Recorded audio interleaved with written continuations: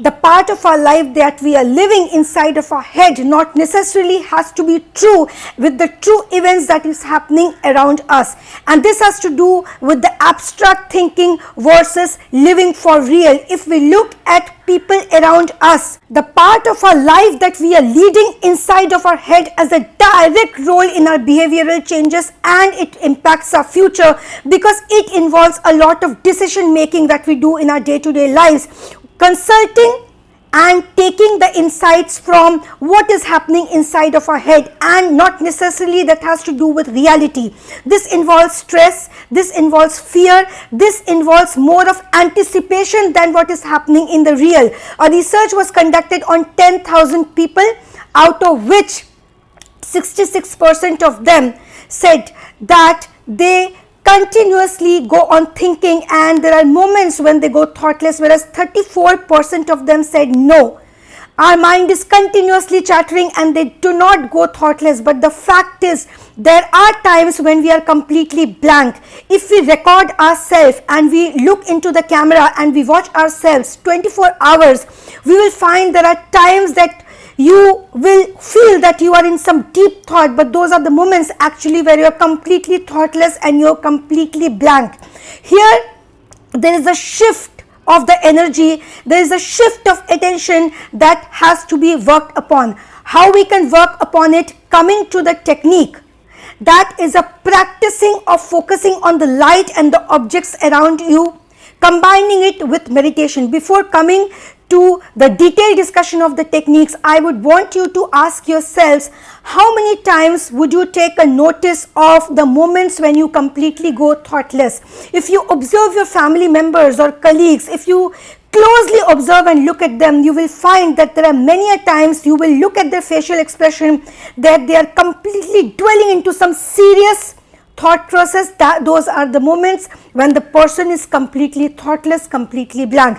Have you observed when you scroll the reels or the shorts in the Instagram or YouTube videos, when you go on scrolling, those are the times when you are not focusing on any particular thing. You feel that you're looking at those reels, you feel that you're looking at those reels, you feel that you are sensing what is going on within, but the fact is you're completely thoughtless at that part of time, and that has to do with the meditative approach you take towards life. A person who is into a lot of meditation, when that person goes through scrolling and goes through any short reels, a 59-second or a 40-second reel, that person will be more attentive than in general a person who is not into meditation. Why does it take place? Because that person who is into the practice of meditation has got a good control over the attention span, and he has learned the art to shift the focus of attention on the particular objects of his choice.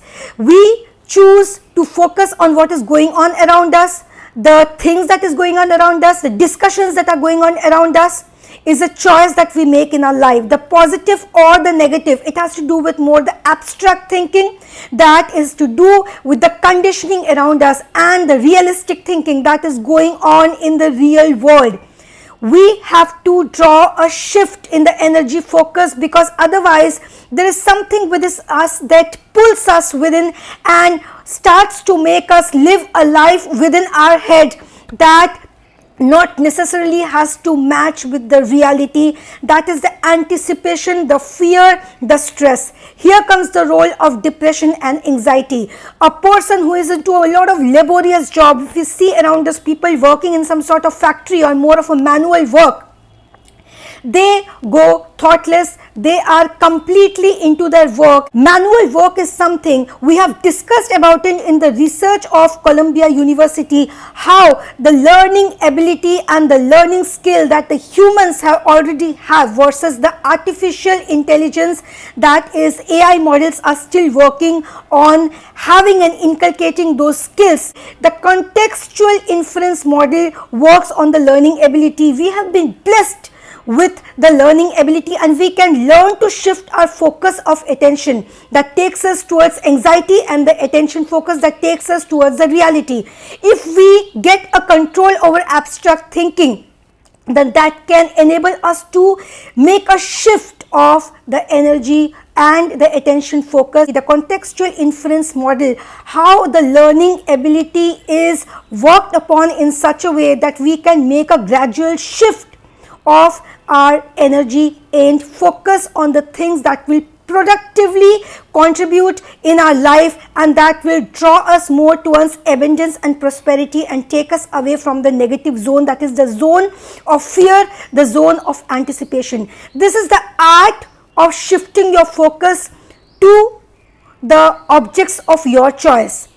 If you do this technique and practice this technique, combining it with meditation, you will see the results for yourself. All we have to do is, for a number of days, say a 15-day or a 20-day or a 25-day span, you have to make this intention that I am going to strategically and consciously focus on the objects around me, that has to do with environment, that has to do with the nature, and that has to do with the interior, the furniture, objects around you, and not on the people and the discussions around you, because people, discussion and the social media content around you will draw your energy and pull your energy in a zone that has to do with more of an abstract thinking, whereas focusing on the nature and objects around you will make us more into, it will bring us to the realm of reality, it will bring us to the realm of more of that ego that has to do with the Freud psychoanalysis of the realm of reality, and somehow we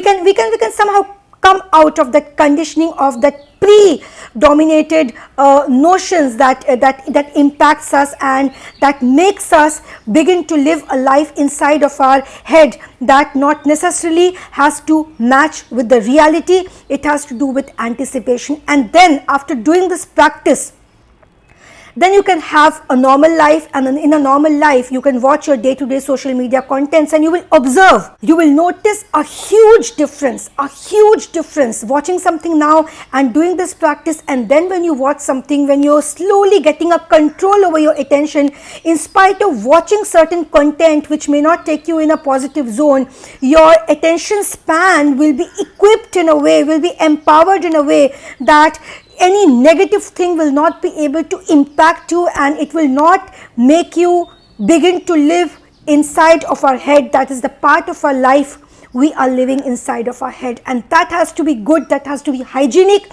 that has to be healthy in nature. If not, then it will gradually take us in a negative zone and draw us away from abundance and prosperity. That is how the law of attraction works. That is how the day-to-day life, the positive and the negative thing, that whatever energy, there are new names that are cropping up, new technologies, new researches, new discoveries, but somewhere within us, years ago, this human creation has come into existence, and it is being controlled by the supreme consciousness, that divine power, that cosmic energy, God, almighty, vibration, aura, that power, that is that one power controlling everything. You can call it by any name of your choice, but the new discoveries are coming into existence that has already been existed. They are being discovered, they are not being created. Creation has taken place years ago, and that has to do with the spiritual science and the neuroscience that came into existence along with the creation. It is the wisdom that somewhere mediates between the cognitive development and the spiritual development, and gradually we get hold of our mind, and it has to do with the shift of the frequency, energy and aura that directly connects us with that consciousness, that supreme consciousness, and unites it with one consciousness. That is how we can draw the best of the things from the universe, and this uniting of that supreme consciousness with one consciousness is that realm that connects you to that spiritual connect that we are able to establish between the cosmic energies and ourselves, and the quantum energy that is guiding everything and nurturing everything within us. Why not aspire for a healthy, empowered mind? Because the empowered mind is that can give us success in the material world as well as that world that is the energy world, the world of the quantum energy, the spiritual consciousness. Because at the end of the day, there is this thing called luck, there is this thing called destiny, there is this thing called that something is in power that is overpowering every action, every effort that we make. An empowered mind can draw a healthy connection, a spiritual connect with the cosmic energy, and draw the right kind of energy, the right kind of that prosperity, that abundance. It is the right kind of thinking and focusing on the right kind of elements, and it is drawing and shifting our energy levels and the frequency, because we have to be a vibrational match of our expectations. If we are not a vibrational match of our expectations, or in a conscious way you think you are positive and your subconscious is completely weeping and crying, and it is sending wrong kind of signals because it is cribbing and some way it is sulking in some past memory, it is holding on to some regret or some negative or some bad ugly experience, that you will not be able to send the right kind of signals and connections to the universe. So this practice is something, this technique, if you practice it for like 15-20 days, you will begin to get a good hold of your attention span. Bread 41 days of life-changing course, life-changing experience, no dependency. What the slavery bred, we have to kill the dependencies, because at the end of the day it is the dependencies that pulls us and it draws us towards something that is not good for us, and that has to do with dependencies. Once you win over your dependencies, our mind will become independent, and there is nothing like an independent mind. The mind without fear, the mind without dependency, the mind without any kind of false, fake, preconceived notion and anticipation. Bread, no dependency. What the slavery.